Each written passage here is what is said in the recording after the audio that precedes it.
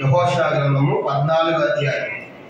యెహోషువ గ్రంథము 14వ అధ్యాయము మనం గమనించామంటే 10వ వచనము 11వ వచనాన్ని మనం కలిసి చదువుకుంటాం. యెహోషువ గ్రంథం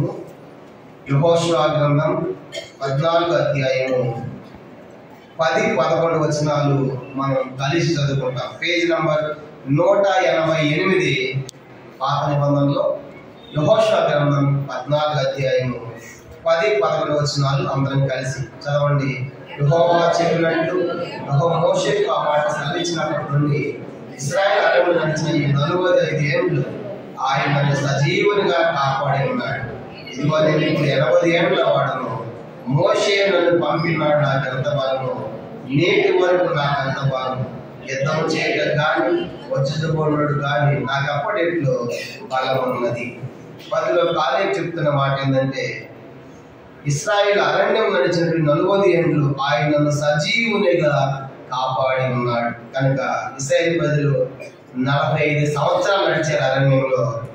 ఆ 45 సంవత్సరాల యాత్రలో దేవుడు నన్ను సజీవునిగా కాపాడి ఉన్నాడు. ఎందుకంటే మధ్యలో ఎంతోమంది రాలిపోయారు, కానీ కాలేబు ఉన్నాడు. అందుకే జ్ఞాపకం చేసుకుంటున్నాడు, ఎంతోమంది రాలిపోయారు ప్రభు ఈ యాత్రలో, అయితే నన్ను ఆయన సజీవునిగా కాపాడి ఉన్నాడు. కాబట్టి దీన్ని ఎందుకు స్తుతించాలంటే మనం సజీవు లెక్కలో పెట్టాడు. అందుకే ఇస్కే అంటాడు కదా, యెషయా గ్రంథం 38 చూడండి ఏమంటాడు ఇస్కే కూడా, ఈ దినమున సజీవుడు నేను నిన్ను స్తుతించుచున్నాను.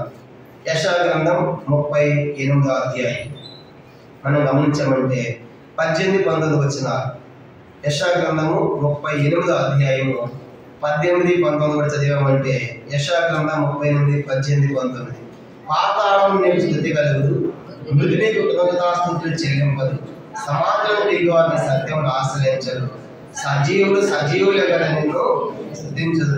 ఈ దినమున నేను సజీవుడునై నిన్ను స్తుతించుచున్నాను. చాలా గమనించమంటే ఆ రీతి ఈ దినం ప్రభు 45 ఏళ్ళు కాపాడావు కనుక నన్ను సజీవుని ఉంచామని కాలేబు దేవుని గురించి చెప్పేటువంటి అద్భుతమైన సత్యాన్ని, సాక్ష్యాన్ని మనం చూస్తాం.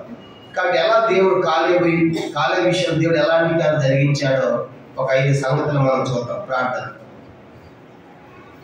పరలోకమందున్న మా తండ్రి, పరిశుద్ధ దేవ మీ స్తోత్రాలు. ఈ పాట ద్వారా మీ నామాన్ని కనపరుచుకున్నాక మీ వందనములు. తిరిగి ప్రభా ఈ సమయంలో చదవండి వాక్య భాగాన్ని దీవించండి, ఆస్వాదించండి. మరి కాలేబు తండ్రి 45 సంవత్సరాలు అరణ్యంలో కాపాడావు తండ్రి. ఎంతోమంది రాలిపోయారు కానీ ఆయన 45 ఏళ్ళు అరణ్య యాత్రలు నడిచి సజీవుల నుంచి మందికి తాను తలపోసుకుంటున్నాడు. నిజంగా మాకంటే జ్ఞానవంతులు, ఐశ్వర్యవంతులు, బలవంతులు, జ్ఞానులు ఎంతోమంది లోకాన్ని విడిచిపెట్టారు తండ్రి. అనేక కారణాలను బట్టి అయితే ఎందుకు పనికిరాని మమ్మల్ని సజీవ లెక్కలో పెట్టిన నీ భాగ్యం కొరకు స్తోత్రాలు. మేము కూడా ఎప్పటికో నశించి ఉండవలసిందే. ఆయన కూడా నీ కృప చేత మా జీవితాలను పొడిగించి మరి యొక్క నూతన దినాలు ప్రకటించిన భాగ్యం కొరకు స్తోత్రాలు. కానీ ఇదే రీతిగా ప్రభా మరి కాపాడుతూ వచ్చాము. ఒక 5 సంగతులు మేము జ్ఞాపకం చేసుకుంటుండగా తిరిగి సమయం దేవుని చేయండి. వచ్చిన ప్రజలపై స్తోత్రాలు. ఇంకా రావాల్సిన వారు మార్గం మధ్యలో ఎవరు ఏర్పాట్లు ఉన్నారు నడిపించి మహిమ పొందమని, సమయం అంతా దీవెనకరంగా చేయమని యేసు క్రీస్తు నామమున ప్రార్థించి వేడుకొనుచున్నాము తండ్రి. ఆమేన్. పిల్లలు మనం గమనించామంటే కాలేబు యొక్క జీవితం మనం చూసినప్పుడు ఆయన జ్ఞాపకం చేసుకుంటున్నాడు, 45 ఏళ్ళు దేవుడు నన్ను సజీవునిగా అరణ్యంలో కాపాడాడు. ఈ కాలేబు ఎవరంటే ఐగుప్తులో నుంచి విడిపించబడిన వాళ్ళు కాలేబు అనుకుంటాడు. చూడండి సంఖ్యాకాండము 32వ అధ్యాయం. సంఖ్యాకాండం దేవుడు ఏమని చెప్తున్నాడంటే కాలేబు గురించి, సంఖ్యాకాండం 32వ అధ్యాయం. సంఖ్యాకాండం 32వ అధ్యాయము 10, 11, 12 వచనాలు చదువుకుంటాం. ఇది మొదటి సంగతి. కాలేబు ఎవరనే సంగతి మనం చూద్దాం. సంఖ్యాకాండము 32వ అధ్యాయం. సంఖ్యాకాండం 32వ అధ్యాయం 10, 11, 12 వచనాలు అందరం కలిసి చదవండి. ఆదిలో యెహోవా కోపం రగులుకొని 20 ఏళ్ళు మొదలుకొని పై ప్రాయం కలిగి ఐగుప్తు దేశంలో వచ్చిన మనుషుల్లో పూర్ణ మనస్సుతో యెహోవాను అనుసరించిన యెజెనీయుడకు యెఫున్నెకు కాలేబును యోనుకువాడు యెహోషువ తప్ప మరి ఎవడను పూర్ణ మనస్సును అనుసరింపలేదు కనుక నేను అబ్రహాము, ఇస్సాకు, యాకోబులకు ప్రమాణం ఇచ్చిన దేశమును వారు తప్ప మరి ఎవరును చూడనే చూడని ప్రమాణం చేశాను. 11వ వచ్చిన 20 ఏళ్ళు మొదలుకొని పై ప్రాయం కలిగిన మనుషులు ఐగుప్తు నుండి వచ్చారు. అంటే 20 ఏళ్ళు మొదలుకొని పైకి పడిన వారు. అంటే ఆల్రెడీ కాలేబుకి 20 ఏళ్ళు దాటిపోయాయి కనుక 20 ఏళ్ళ వయసు దాటింది కనుక ఆ టైంలో వాళ్ళు ఎక్కడి నుంచి వచ్చారంట? ఐగుప్తు నుండి వచ్చిన మనుష్యులలో. అంటే మొట్టమొదటి సంగతి ఏంటంటే కాలేబు విమోచించబడిన వాడు. చెప్పండి, మొట్టమొదటి కాలేబు ఎలాంటి వాడు అంట? విమోచించబడిన వాడు. ఎక్కడి నుంచి? ఐగుప్తులో నుంచి. అంటే ఎక్కడి నుంచి? ఐగుప్తులో నుంచి. నిజంగా ఐగుప్తులో ఎన్నో బాధలు పడ్డారు కదా ఇశ్రాయేలు ప్రజలు. కానీ మనం పాడుకున్నాం, ఐగుప్తులో మూలికలతో మొదలుపెట్టారని మనం పాడుకున్నాం. అలాగే ఎన్నో కష్టాలు బాధలు పడిన ఐగుప్తులో ఇశ్రాయేలులో జాబితాలు ఎవరు కూడా ఉన్నారు? కాలేబు కూడా ఉన్నాడు. కానీ అందుకే కాలేబు గురించి దేవుడు చెప్తున్నాడు, ఆ ఐగుప్తులో నుంచి వచ్చినటువంటి మనుషులు 20 ఏళ్ళు మొదలుకొని పై ప్రాయం కలిగిన వారిలో ఇద్దరు నన్ను ప్రేమించారు. వారిలో ఒకడు కాలేబు, రెండవది యెహోషువ. మిగతా వాళ్ళంతా పూర్ణ మనసులో ప్రేమించలేదు, అందుకే రాలిపోయారు. కనుక వాళ్ళ పిల్లలు పోయారు కానీ వచ్చిన వాళ్ళు ఎవరు కూడా ఆ దేశాన్ని ప్రవేశించలేకపోయారు. కాబట్టి కాలేబు ఎలాంటి వాడంటే, కాలేబులో మొదటి సంగతి అతడు విమోచించబడిన వాడు, ఐగుప్తులో నుంచి బయటికి తీసుకొని రాబడిన వాడు. అందుకే ద్వితీయోపదేశకాండం 4వ అధ్యాయం చూడండి. ఆ యొక్క ఐగుప్తు ఎట్లా ఉంటుంది? ద్వితీయోపదేశకాండం 4వ అధ్యాయము 20వ వచనం. ద్వితీయోపదేశకాండం 4వ అధ్యాయము 20వ వచనం. ద్వితీయోపదేశకాండం 4వ అధ్యాయం 20వ వచనం. యెహోవా మిమ్మును చేపట్టి నేడందరికీ మీరు తనకు స్వకీయ జనముగా ఉండుటకై ఐగుప్తు దేశములో నుండి ఆ ఇనప కొలిముల నుండి మిమ్మల్ని రప్పించెను. కాబట్టి ఐగుప్తు దేశం అనేది ఎలాంటిదంటే అది ఇనప కొలిమి. కనుక ఆ ఇనప కొలిమి ఎన్నో కష్టములు, ఎన్నో బాధలు, బానిసత్వము, దాసత్వము, బరువులు, కనుక వ్యాధులు, జబ్బులు ఇవన్నీ కూడా ఐగుప్తులో ఉన్నాయి. ద్వితీయోపదేశకాండం 28వ అధ్యాయం చూడండి. ద్వితీయోపదేశకాండం 28వ అధ్యాయం. ఐగుప్తులో ఉన్న వ్యాధుల నుంచి కూడా విడిపించాడు. ఇవన్నీ కూడా కాలేబు ఈ అనుభవం వెళ్ళాడు. ద్వితీయోపదేశకాండం 28వ అధ్యాయం మనం గమనించమంటే 27వ వచనం, 28, 27. యెహోవా ఐగుప్తు పుండి చేతను, మూలవ్యాధి చేతను, కుష్ఠ చేతను, గర్జి చేతను నిన్ను బాధించు. నీ వాటిని పోగొట్టుకొని వ్యాధులు అంటే అవన్నీ కూడా ఐగుప్తులు. కనుక అవన్నీ ఉన్నాయి. ఐగుప్తు పుంటి చేత, మూల వ్యాధి, కుష్టు, గజ్జి ఇవన్నీ కూడా నువ్వు పోగొట్టుకెళ్ళు. అలాంటి వ్యాధుల నుంచి మనం విడిపించారు. ఇదే 28వ అధ్యాయము చూడండి. 28వ అధ్యాయము మనం గమనించామంటే 59వ వచనం, 59, 60 వచనాలు. ఇదే అధ్యాయము 59, 60. యెహోవా నీకును నీ సంతతికి ఆశ్చర్యమైన తెగుళ్ళు కలిగించే, అవి దీర్ఘకాలం నుండి గొప్ప తెగుళ్ళను, చెడ్డ రోగములై ఉండు. నీ భయపడి ఐగుప్తు క్షయవ్యాధులన్నిటినీ ఆయన నీ మీదకి తెప్పించు. కాబట్టి చెడ్డ రోగములు గమనించామంటే తెగుళ్ళు, దీర్ఘకాలం నుండి తెగుళ్ళు అంటే ఆశ్చర్యమైన తెగుళ్ళు. తెగులు అంటే ఏంటి? తెగులు అంటే మన వచ్చింది కాలం అదే తెగులు అన్నమాట. ఆశ్చర్యమైన తెగులు కనుక తెలుగులో తెగులు, ఇంగ్లీష్లో వైరస్ కనుక. కాబట్టి ఆశ్చర్యమైన తెగులు కనుక మనుషులకు వంట పట్టడం లేదు ఎందుకు వచ్చినా. కాబట్టి ఇలాంటి ఐగుప్తులో జబ్బులు ఉన్నాయి, ఐగుప్తులో పొలిమేలాగా ఉంది. ఐగుప్తు ఇంకా చెప్పాలంటే బానిసత్వం, బరువులు మొయ్యాలి. నిర్గమాకాండం 6వ అధ్యాయం. నిర్గమాకాండం 6వ అధ్యాయము చూడండి. నిర్గమాకాండము 6వ అధ్యాయము మనం గమనించామంటే 5, 6 వచనాలు. నిర్గమాకాండం 6వ అధ్యాయము 5, 6 వచనాలు. ఐగుప్తులు దాసత్వములకు లోపరిచిన ఇశ్రాయేలు మూడులను విని నా నిబంధన జ్ఞాపకం చేసుకుని ఉన్నారు. కాబట్టి ఇశ్రాయేలు జవాబు చెప్పుము, నేనే యెహోవా. నేను ఐగుప్తుల నుంచి బరువుల క్రింద నుండి మేము వెలుపలికి రప్పించి వారి దాసత్వంలో మిమ్మల్ని విడిపించి నా బాబు చాటు గొప్ప తీర్పులు తీర్చి మిమ్మల్ని విడిపించి మిమ్మల్ని నా ప్రజలుగా చేర్చుకొని మీకు దేవుడినే ఉంది. అప్పుడు ఐగుప్తీయుల బరువుల కింద నుండి వెలుపలి రప్పించిన మీద యెహోవాను నేనే అని మీరు తెలుసుకుంది. కాబట్టి ఐగుప్తు దాసత్వము, ఐగుప్తు బరువులు మోసారు, ఐగుప్తు ఇనప కొలిమి, ఐగుప్తు మూల వ్యాధులు, జబ్బులు, తెగుళ్ళు ఇవన్నీ నిలయంగా మనం చూస్తాం. ఇలాంటి ఐగుప్తులో ఉన్న ఇశ్రాయేలు ప్రజలతో పాటు ఉన్నవాడు ఎవరు చెప్పండి?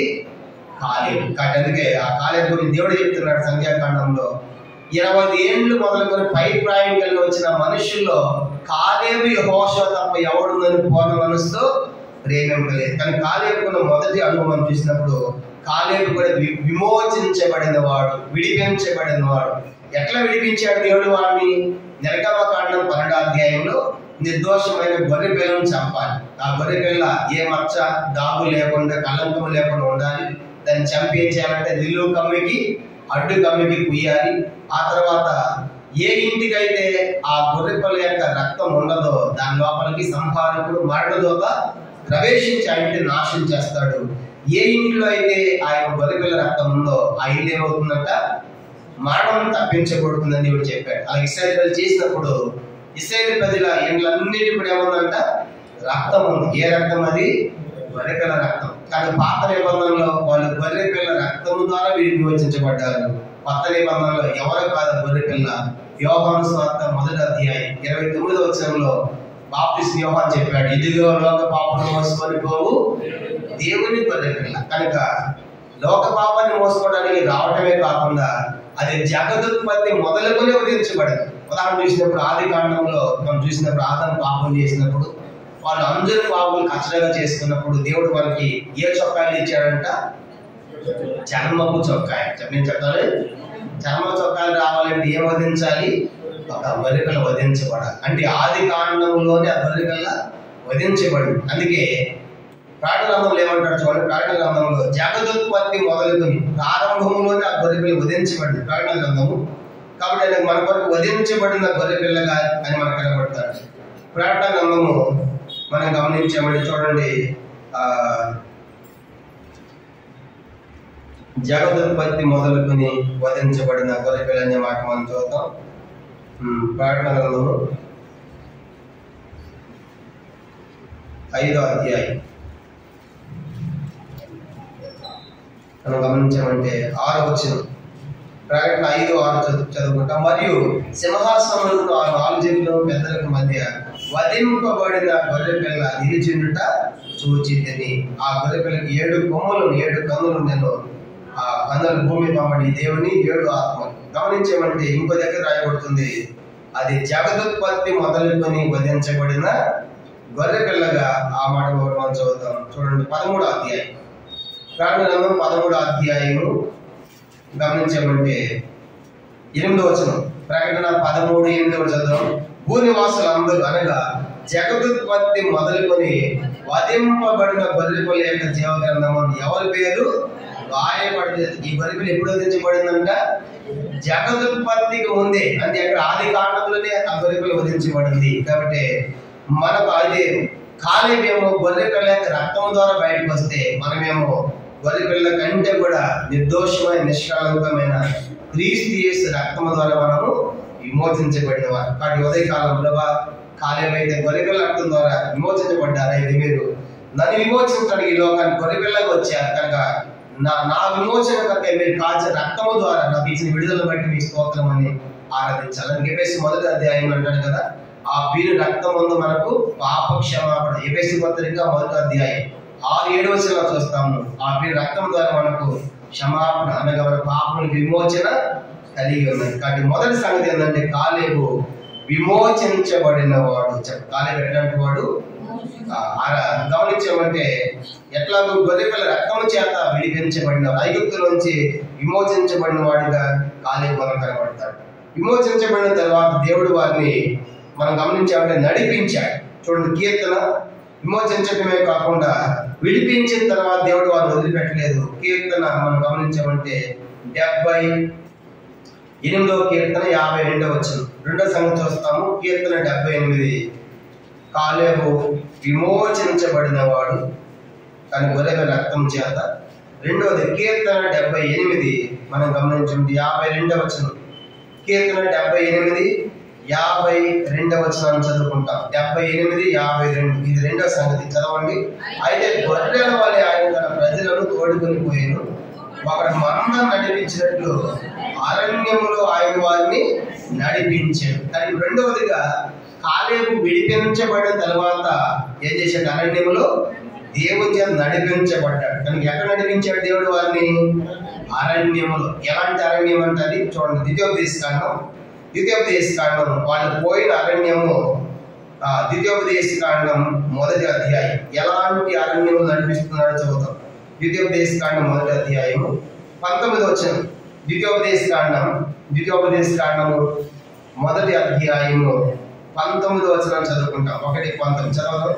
మనం హోరేబు నుండి సాగి మన దేవుడైన యెహోవా మనకు ఆజ్ఞాపించినట్లు మీరు చూచిన ఆ ఘోరమైన మహారణ్యములో నుండి అమోరీల మధ్యకు మార్పున కాదేశు బర్నేకు చేరుతుంది. కనుక ఎలాంటి అరణ్యం ఉంటుంది? ఘోరమైన మహారణ్యం. చూసారు కనుక వాళ్ళు పోయిన అరణ్యము ఘోరమైన మహారణ్యం. అంటే ఎలా ఉండవచ్చు? ఉదాహరణగా 5 సంగతులు చెప్తాను. ఆ యొక్క ఘోరమైన మహారణ్యం అంటే అరణ్యంలో పోయినప్పుడు అలిసిపోతారు. 2 సమయాల గ్రంథం 17వ అధ్యాయం త్వరగా చూద్దాం. 2 సమయాల గ్రంథం 17వ అధ్యాయము 28వ వచనం. 2 సమయాలు 17:28. ఆ ఘోరమైన మహారణ్యం అంటే అది అలిసిపోయి చేస్తారని. 2 సమయాల గ్రంథం 2 సమయాలు 17:28. అరణ్యమందు జనులు అలసిన వారై అని చూస్తారు. కనుక అరణ్యంలో ఏమైపోయారు? జనులు అలిసిపోయాయి. కనుక ఆ ఘోరమైన మహారణ్యము అలిసిపోయేటువంటి అరణ్యము నడిచాడు కాలేబు. తర్వాత ఇంకా అరణ్యం ఎట్లా ఉందంట చూడండి. ద్వితీయోపదేశకాండం 8వ అధ్యాయం 15వ వచనం. ఇంకా అరణ్యం ఎట్లా ఉందంటే ద్వితీయోపదేశకాండం 8వ అధ్యాయము 15వ వచనం. తాపకరమైన పాములను తేళ్లను కలిగిన ఎడారి నీళ్లు లేని భయంకరమైన ఆ గొప్ప అరణ్యములు ఆయనను నడిపించను. రాతి బండ నుండి నీకు నీళ్లు తెప్పించే. కానీ ఎలాంటి అరణ్యం అంటది? తాపకరమైన పాములు తేళ్లు ఎడారి నీళ్లు లేనటువంటి ఆ భయంకరమైన అరణ్యం. కానీ పాములు తేళ్లు ఉండే అరణ్యం నడిచాడు వాడు. ఇంకా గమనించండి ఎట్లాంటి అరణ్యం అది? ఇర్మియా గ్రంథం 2వ అధ్యాయం చూడండి 6వ వచనం. ఇర్మియా గ్రంథం 2వ అధ్యాయం 6వ వచనం చూసినప్పుడు ఇర్మియా గ్రంథము 2వ అధ్యాయము 6వ వచనం. ఐగుప్తు దేశంలో నుండి మిమ్మల్ని రప్పించిన యెహోవా ఎక్కడ ఉన్నాడని అరణ్యములో అనగా ఎటంట ఎడారులను గోతులు గల దేశములో అనాదృష్టియు గాఢాంధకారమును కలిగి ఎవరను సంచారమైనను నివాసమైన దేశములో మేము మమ్మల్ని నడిపించి యెహోవా ఎక్కడ ఉన్నాడు జనులు అడుగుతలేదు. గమనించమంటే అరణ్యములో అనగా ఎడారులు గోతులు గల దేశం అంటే ఇలా చూసే కనుక ఆయన ఎక్కడంటే ఎడారులు కనుక గోతులు కలిగినటువంటి ఆ దేశంలో నడిపిస్తూ వచ్చాడు. కానీ ఘోరమైన అరణ్యం అంటే అలసిపోయేటువంటి అరణ్యము, పాములు తేలినటువంటి అరణ్యము. ఇంకా మనం గమనించామంటే ఎడారులు గోతులు గల అరణ్యము. ఇంకెట్లాంటి అరణ్యము? హోషేయ గ్రంథం 13వ అధ్యాయం 5వ వచనం చూడండి. హోషేయ 13:5 చూసామంటే హోషేయ గ్రంథం 13వ అధ్యాయము 5వ వచనం. హోషేయ 13:5 చదువుకుంటాం. హోషేయ 13:5. మహా ఎండకు కాలిన అరణ్యములో నిన్ను స్నేహించిన వాడును నేనే. ఇంకా అరణ్యములు ఏమంటుందంట? మహా ఎండ అంట. చెప్పండి ఎలాంటి ఎండ అంట? 40 డిగ్రీలు అయితే తట్టుకోలేకపోతున్నాం. ఇంకా మహా ఎండ అంటే కనుక ఎన్ని డిగ్రీలతో ఆలోచించండి. కనుక మహా ఎండ ఉన్నటువంటి అరణ్యములు నడిచారు. కనుక ఆ మహా ఎండ ఉండటమే కాదు, ఇంకా అరణ్యం ఎట్లా ఉందంట? ఇర్మియా గ్రంథం 21వ అధ్యాయం 51వ అధ్యాయం. ఇర్మియా గ్రంథం 51 గమనించమంటే 43. ఇర్మియా గ్రంథము 51:43 చదువుకుంటాం. 51:43. దాని పట్టణములు పాడుగాను ఎండిన భూమి గాను అరణ్యము నిర్మానుష్యమైన భూమి గాను ఉండెను. ఏ నరుడు దాని మీద ప్రయాణము చేయగలడు. అరణ్యము నిర్మానుష్యమైనది కనుక అంటే భయపడతారు మనుషులు ఎవరు సంచారండి. కనుక అలాంటి అరణ్యములు నడిచారండి. చెప్పండి ఎవరంట? కాలేబు. కాబట్టి రెండో సంగతి ఏంటంటే కాలేబు దేవుడు మహారణ్యము నడిపించాడు. అంటే అంటాడు, దేవా నన్ను సజీవునిగా 45 ఏళ్ళు నన్ను సజీవునిగా నీవు కాపాడావు. మరి అరణ్యంలో వాళ్ళు ఏం తిన్నారు అది ఇంకో మాట కూడా చెప్పారు. కానీ అరణ్యంలో నడిపించినప్పుడు వాళ్ళకి నీళ్లు లేవంట, తర్వాత మహా ఎండ ఉంది, అలసిపోయేట్టుగా ఉంది, పాములు తేళ్లు ఉన్నాయి. అయితే నీళ్ళు ఎక్కడ నుంచి వచ్చినాయంటే వాళ్ళు మనం చదువుకున్నాం, రాతి బండ నుండి నీళ్లు తప్పించడం మనం చదువుకున్నాం. ద్వితీయోపదేశకాండం. ఎవరు ఆ బండ అంటే ఆ బండ క్రీస్తే. మొదటి 14 చూస్తాం. కానీ ఇప్పుడు అయితే ఆ అరణ్యంలో దేవుడు ఎట్లా వాళ్ళు పోషించాడంటే కీర్తన 78 చూడండి ఎట్లా పోషించబడ్డాడు కాలేబు. కీర్తన 78 78వ కీర్తన 15వ వచనం చూడండి. కీర్తన 78:15 78:15 అరణ్యములో ఆయన బండలు చీల్చి సముద్రం అంత సమృద్ధిగా నీరు వారికి త్రాగలేదు. మరి ఆ కాలేబు ఎందుకు చనిపోలేదంటే అరణ్యంలో ఆహారం దొరుకుతుందంటే అరణ్యమైన బండలు చీల్చాడు. బండలు చీల్చినప్పుడు సముద్రం అంతా సమృద్ధిగా నీరు వారికి, అంటే ఆ బండలో నీళ్లు కాలేబు తాగినట్లుగా మనం చూస్తాం. ఇంకా చూడండి 19 వచనం అదే అధ్యాయం కీర్తన 78:19 చదువుకుంటాం. 78:19 ఈ అరణ్యంలో దేవుడు భోజనము సిద్ధపరచగల అనుచు వారి దేవుని విరోధముగా మొదలుపెట్టింది. కానీ ఇప్పుడు అరణ్యంలో తాగడానికి బండ్లో నీళ్ళు వచ్చాయి, మరి తినడానికి ఆహారం ఎట్లాగో అన్నప్పుడు వాళ్ళు అన్నారంటే అరణ్యంలో దేవుడు మాకు ఎట్లా భోజనం ఇస్తాడు, ఎంత అరణ్యం మనుషులు లేదు అనుకున్నప్పుడు ఎట్లా ఆహారం ఇచ్చాడంటే ఆయన వారికి 23-24 వచనాలు ఇది అధ్యాయము 23-24 వచనాలు. ఆయనను ఆయన పైన ఆకాశములకు ఆజ్ఞాపించాను, అంతరిక్ష ద్వారములను తెరిచాను, ఆహారమునికి వారి మీద మన్నాను కురిపించాను, ఆకాశ ధాన్యం వారికి అనుగ్రహించాను, దేవదూతల ఆహారం నరుల గురించి భోజన పదార్థములను వారికి సమృద్ధిగా. ఎంత అద్భుతమైన దేవుడు. కానీ మనమేమో తినేది భూమి పంట, వాళ్ళు తింది ఏ పంట అంట, కనుక వాళ్ళు తింది ఆకాశం పంట, పైనుంచి వచ్చే పంట. కాబట్టి దేవుడు అంతరిక్షాలను తెరచాడు, ఆకాశాలకు ఆజ్ఞాపించాడు. కానీ దేవా ఈ అరణ్యం మాకు భోజనం అనుకున్నప్పుడు దేవుడు అంతరిక్షాన్ని తెరిచాడు, ఆకాశ ద్వారాలు తెరిపించి ఆకాశ పంట అనుగ్రహించాడు వర్ణాలను. కనుక ఎట్లా వచ్చింది అది కూడా సమృద్ధిగా. కనుక భోజన పదార్థములను వారికి సమృద్ధిగా పంపినంటే ఏ కొరత లేదు. ఎక్కడ అరణ్యం ఇవన్నీ కాలేబు అనుభవించాడు. అని ప్రభా ఆ భయంకర అరణ్యంలో ఎలా నీళ్లు అప్పటి నీళ్ళు తప్పించారు, ఎలా ఆకాశం తెరచి ఆయన సముద్రాన్ని ఆకారం మనకు అనుగ్రహించావు, అందుకే నన్ను సజీవునిగా కాపాడావని కాలేబు జ్ఞాపకం చేసుకుంటా ఉన్నాడు. కానీ ఇప్పుడు 2 విషయాలు మనం చూసాం. మొదటిది కాలేబు విడిపించబడిన వాడు ఐగుప్తు నుంచి, రెండవది అరణ్యంలో దేవుని చేత నడిపించబడిన వాడు. ఇప్పుడు మూడో మాట ఏమంటాడంటే కాలేబు నాకు బలము తక్కువ కాలేదు. సంఖ్యాకాండం 14 యెహోషువ గ్రంథం 14 అధ్యాయం చదువుకున్నాం కదా. ఆ 11 వచనం ఏమన్నాడు, యెహోషువ గ్రంథం 14 అధ్యాయం. ఆయన ఇచ్చే స్టేట్మెంట్ ఏంటంటే యెహోషువ గ్రంథం 14 అధ్యాయము చూడండి, మరొక మాట చెప్తాడు ఆయన. 14 అధ్యాయము 11 వచనం, మోషే నన్ను పంపినానికి ఎంత బలము, నేటి వరకు నాకు అంత బలం. అంటే ఆయన మూడవదిగా దేవుడు కాలేబును బలపరిచాడు. చెప్పండి ఏంటంట, బలపరిచాడు. ఇప్పుడు కాలేబు వయసు ఎంత, 85 ఏళ్ళు. చెప్పండి ఎంత, 45 ఏళ్ళు నడిచాయి. కానీ ఇప్పుడు ఆయన ఏమంటాడంటే మోషే పంపినప్పుడు ఎంత బలం ఉంది, ఇప్పుడు కూడా నాకు అంటే 80 సంవత్సరాల్లో కూడా 40 సంవత్సరాలంత బలం ఉంది. చెప్పండి ఎవరికి, కాలేబు. ఎంత గొప్ప దేవుడు. కారణం ఏంటి, కాలేబు ఏం తిన్నాడు అంత బలం రావడానికి? చెప్పండి ఏం తిన్నాడు, ఆకాశం పంట తిన్నాడు. మరి ఇశ్రాయేలు కూడా తిన్నారుగా, కానీ వాడు దాన్ని జీర్ణించుకోలేదు. కనుక తిన్నాను కానీ సని గాని కొని గాని. కానీ కాలేబు తిన్న పంట ఎంత శ్రేష్టమైందంటే ఆకాశ పంట తిన్నారు. దేవుడిచి మన్నా తిన్నాడు. అందుకే ఆయన అంటాడు కదా నాకు బలము తక్కువ. మనవాళ్ళు కూడా అంటారు కదా, మనకంటే ముందున్న వాడు ముసలి ఏమంటారు, మేము చిన్నప్పుడు ఏం తిన్నాము, రాగి పొద్దు తిన్నాం, సాంగడి తిన్నాం, కడగ తిన్నాం. అది ఇప్పుడు మేము ఎట్లా ఉన్నాం, బలంగా ఉన్నాం. ఇప్పుడు అందరూ ఏమైపోయారు, అంతా కూడా పుష్ అనమాట. కానీ ఇంతలా ఉన్నా అంతలా ఉన్నా ఆ బలము లేదు మనకు. ఎందుకు, మనం తినే ఆహార పదార్థాలు అంతా రోజు కాస్తంత విషం చేస్తాం. ఇప్పుడు విషం వేసే పండిస్తారు పంటలు, పెస్టిసైడ్స్. మందు లేకుండా ఏ పంట ఉంది, ఆ పెస్టిసైడ్ మందు. కనుక మందు అంటే ఏంది, ఆ మందు పీల్చుకుంటుంది. కనుక రోజు ఇప్పుడు స్వీట్ కార్న్ తింటున్నాం, స్వీట్ కార్న్ ఎంత ఇష్టం అందరికి. దాంట్లో అంత మందునే పండిస్తారు. మొక్క పుట్టగానే పురుగు రాక లోపల డ్రాప్ చేస్తూ ఉంటారు. ఏంటది, పెస్టిసైడ్స్. కాబట్టి కాస్త అంత విషయం చేస్తూ ఉంటుంది. అందుకే తొందరగా వస్తున్న కారణం ఏంటంటే ఈ తినే పంట అన్నట్టు. కానీ ఇప్పుడు వాడు ఈ పంట కాదు, భూమి పంట. ఏ పంట అది, కాయది పంట. అందుకే వాళ్ళకి బలము తక్కువ కాలేదు. అంటే మూడో సంగతి నేను చెప్పాల్సింది, కాలేబు దేవుడు బలపరిచాడు. ఆ 80 సంవత్సరాల్లో కూడా నాకు అంత బలం ఉందంటే ఎంత గొప్పవాడు మనం చూస్తాం. అది దాని గురించి పూర్తి డీటెయిల్ రెండవ వర్తమానం మనం చూద్దాం. ఈ 3 విషయాలు. మొదటిది ఐగుప్తుల నుంచి విడిపించబడినవాడు, రెండోది అరణ్యములో నడిపించబడినవాడు, మూడోది అరణ్యంలో బలపరచబడినవాడు, నాలుగోది అరణ్యంలో ఆయన పోషించబడ్డాడు. దేవుడు వారిని కాలేబుని పోషించాడు.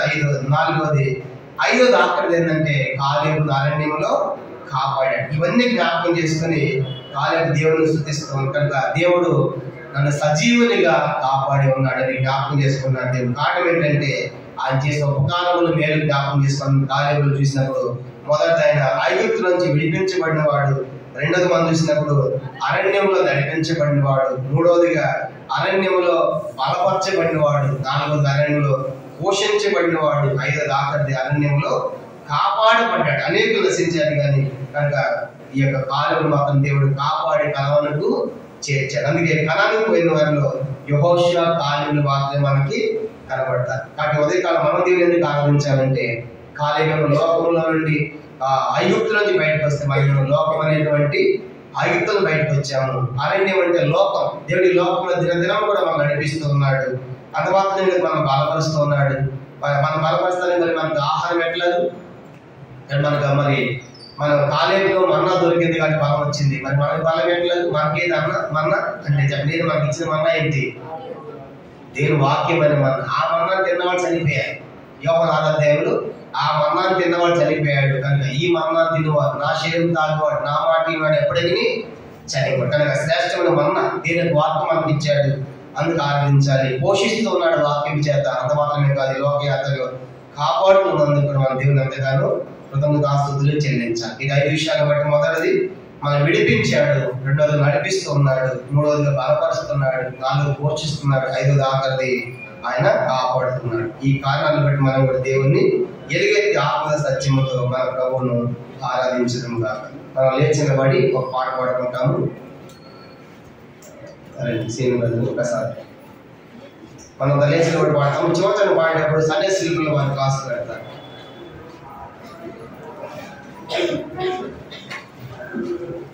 ప్రభువా నీవే నమ్మకమైన సామర్థ్యుడు అనే పాట మనం పాడుకుంటాము.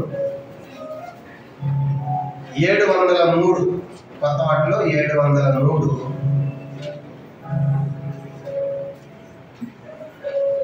పాత వాటిలో 687. మొదటి చరణము 3-4 చరణాలు పాడుకుంటాం. మొదటి చరణము 3-4 చరణాలు మాత్రం పాడుకుంటాం. 703 కొత్త వాటిలో, పాత వాటిలో 687, ఇంకా పాతవైతే 585. కొత్త వాటిలో 703, పాత వాటిలో 687, ఇంకా పాతవైతే 583. 1, 3, 4 చరణాలు మాత్రం మనం పాడుకుంటాం. నీవే నమ్మకమైన సామర్థ్యుడవు, నీవే నమ్మకమైన సామర్థ్యుడవు, ఎంతో గొప్ప అద్భుతమైన రాజానుడా నాయకుడా, ఎంతో గొప్ప అద్భుతమైన రాజానుడా నాయకుడా, నీవే నమ్మకమైన సామర్థ్యుడవు, నీవే నమ్మకమైన సామర్థ్యుడవు, నిరపారమందు నివసించువారు నీ నామమున మోకరింతురు, నిరపారమందు నివసించువారు నీ నామమున మోకరింతురు, మహిమా పరతురు దేవుని, మహిమా పరతురు దేవుని, అంగీకరించు ప్రతివాని దేవా, నీవే క్రీస్తువానుచు, అంగీకరించు ప్రతివాని దేవా, నీవే క్రీస్తువానుచు, నీవే నమ్మకమైన సామర్థ్యుడవు, నీవే నమ్మకమైన సామర్థ్యుడవు, ఐగుప్తు నుండి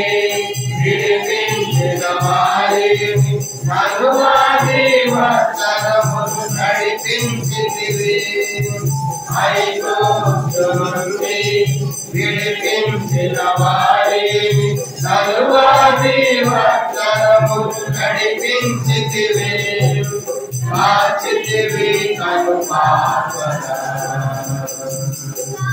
కాచితివి కనుపాపద ఉంచియున్నావు మాదిరిగా వారిం నీ ఆలోచనలో మాది ఉంచియున్నావు మాదిరిగా వారిం నీ ఆలోచనలో మాది నీవే నమ్మకమైన సామర్థ్యుడవు